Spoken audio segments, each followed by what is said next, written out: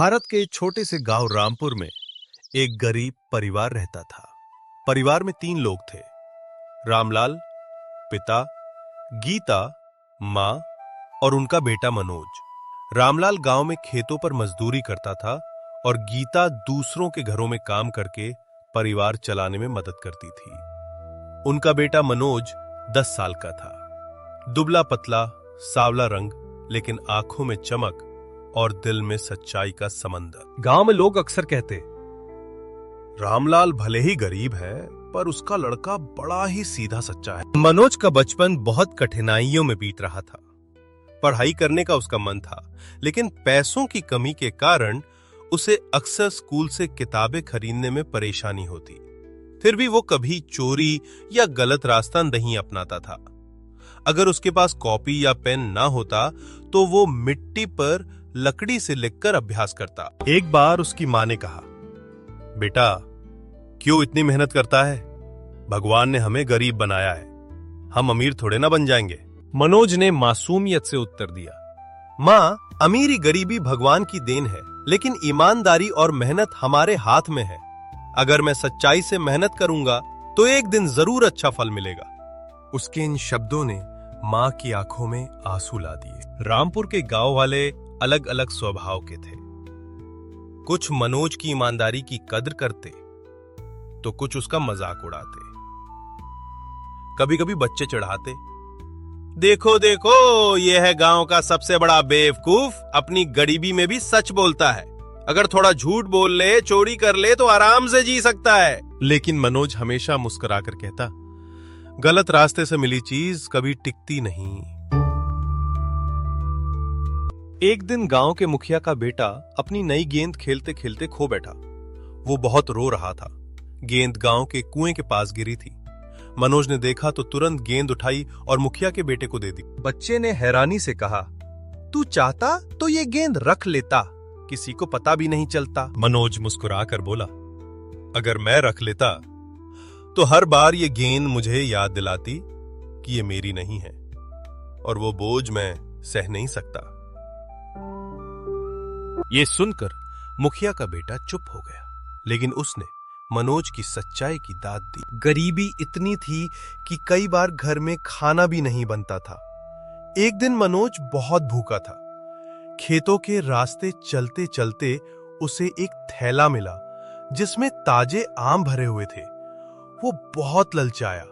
उसका मन हुआ कि एक आम खा ले, लेकिन तभी उसके मन की आवाज गूंजी, ये आम तुम्हारे नहीं है, ये किसी और के हैं।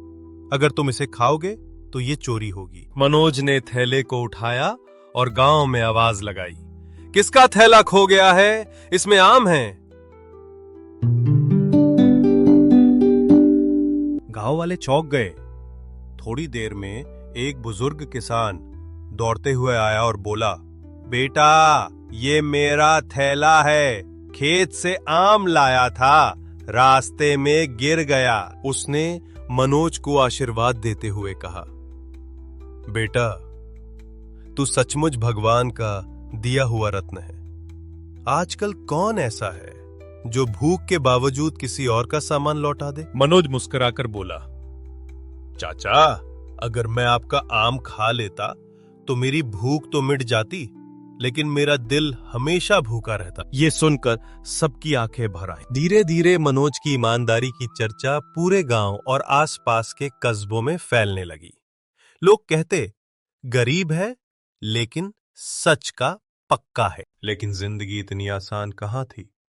गरीबी के कारण कई बार उसे स्कूल छोड़कर मजदूरी करनी पड़ती, फिर भी वो पढ़ाई से जुड़ा रहा। एक दिन कस्बे के एक बड़े व्यापारी की दुकान से बहुत कीमती पर्स खो गया।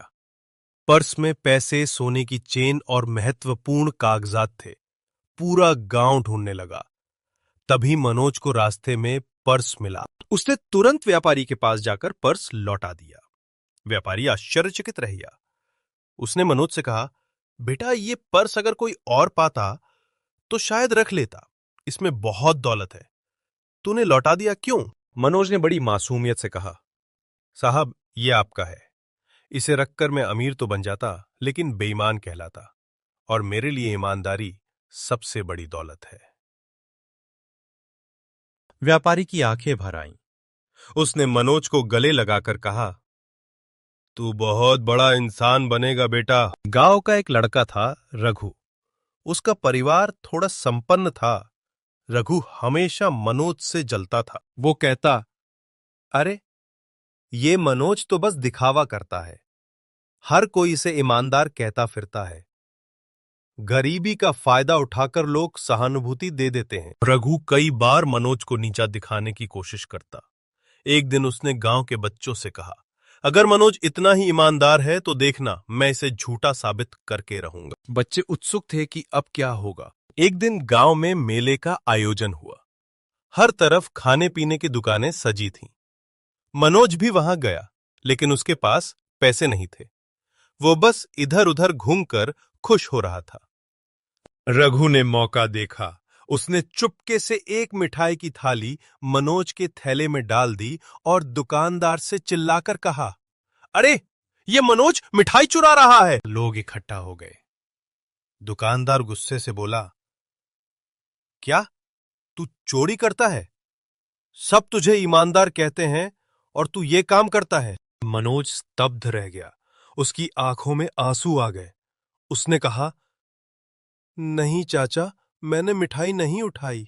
लोगों ने थैला खोला तो उसमें सचमुच मिठाई थी। सब हक्के बक्के रह गए। तभी रघु मुस्कुराने लगा। लेकिन तभी पास में खड़े एक बूढ़े व्यक्ति ने कहा, मैंने अपनी आंखों से देखा है कि रघु ने ही मिठाई मनोज के थैले में डाली थी। सच सामने आ गया। भीड़ गुस्से में रघु पर चिल्लाई, शर्म कर, तूने मनोज जैसे सच्चे बच्चे को फंसाने की कोशिश की। रघु शर्मिंदा होके भाग गया। मनोज ने भीड़ से शांत स्वर में कहा, चाचा, कृपया रघु को माफ कर दीजिए। अगर वो मुझसे जलता है तो शायद उसे अभी तक समझ नहीं आई कि सच्चाई सबसे बड़ी ताकत है। लोग मनोज के धैर्य और क्षमा देखकर और भी प्रभावित हो गए। मनोज के पिता रामलाल अक्सर कहते, बेटा, अगर पढ़ लिख जाएगा तो हमारी गरीबी खत्म हो सकती है, लेकिन इसके लिए तुम्हें बहुत संघर्ष करना पड़ेगा। मनोज ने ठान लिया कि चाहे जितनी भी मुश्किल आए, वो पढ़ाई जरूर करेगा। लेकिन किस्मत ने एक और परीक्षा ली। वो दिन में खेतों पर मजदूरी करता और रात में लालटेन की कमजोर रोशनी में पढ़ता। कई बार भूखा रहकर भी वो किताबों से दूर नहीं होता। लेकिन किस्मत ने एक और परीक्षा ली। रामलाल अचानक बीमार पड़ गए। मजदूरी का काम ठप हो गया। घर की हालत और बिगड़ गई।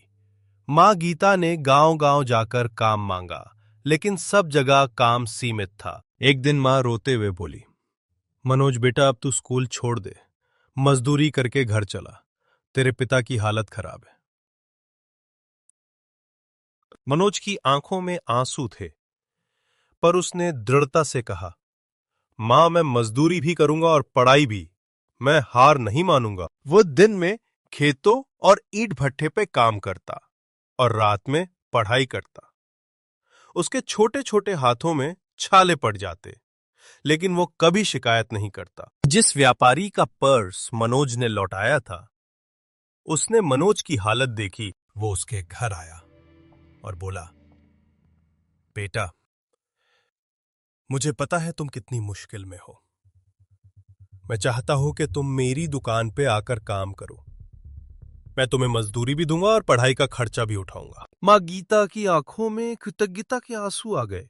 मनोज ने हाथ जोड़कर कहा, साहब, मैं आपकी मदद जरूर लूंगा, लेकिन मेहनत करके, दया के रूप में नहीं। व्यापारी मुस्कुराकर बोला, यही तो तुम्हारी सबसे बड़ी ताकत है बेटा। दुकान पर काम करते हुए एक दिन मनोज को गल्ले में पैसे गिने का ताम मिला। गलती से उसने नोट गिनते समय 500 रुपए ज्यादा रख लिए। ये रुपए आसानी से वो अपनी जेब में डाल सकता था, लेकिन उसने तुरंत व्यापारी को जाकर कहा, साहब, गिनती में 500 रुपए ज्यादा आ गए हैं, ये आपके हैं। व्यापारी मुस्कुराया और बोला, मनोज, यही तो है तेरी पहचान। कई लड़के तेरी जगह होते तो इन पैसों से मिठाई खरीदते, कपड़े लेते, लेकिन तू अलग है। व्यापारी ने वही 500 रुपया मनोज को पकड़ा दिया और कहा, ये तुम्हारी ईमानदारी की कमाई है। मनोज ने बड़ी विनम्रता से कहा, साहब, अगर आप मुझे इनाम देंगे तो मेरी ईमानदारी बिक जाएगी। आप चाहें तो इन पैसों से मेरे पिता का इलाज करवा दीजिए। व्यापारी की आंखें नम हो गईं। उसने तुरंत रामलाल का इलाज करवाया। धीरे धीरे रामलाल ठीक होने लगे। मनोज की ईमानदारी और संघर्ष की कहानियां गांव-गांव फैलने लगी। लोग उसे गांव का हीरा कहने लगे। गांव का मुखिया भी एक दिन उसके घर आया और बोला, बेटा, तू सचमुच हमारे गांव का गौरव है। तेरी वजह से हमारे बच्चों को सीख मिल रही है कि ईमानदारी सबसे बड़ी पूंजी है।